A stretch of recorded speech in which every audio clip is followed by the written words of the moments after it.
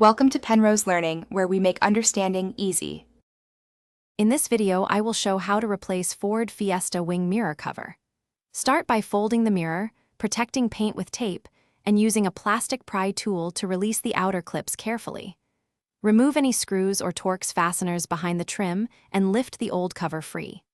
Align the new cover, press clips until you hear them lock, and recheck mirror adjustment and indicator function before finishing. Begin with the mirror folded and the window down for access. This makes the gap easier to reach. Use masking tape along the door and mirror housing edge to protect the paint while prying.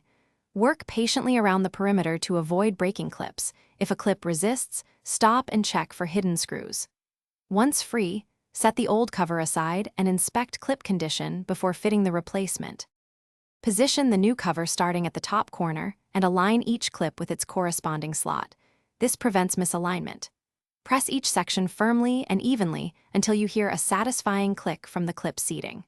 Replace any screws or retainers removed earlier and ensure the indicator or folding mechanism moves freely.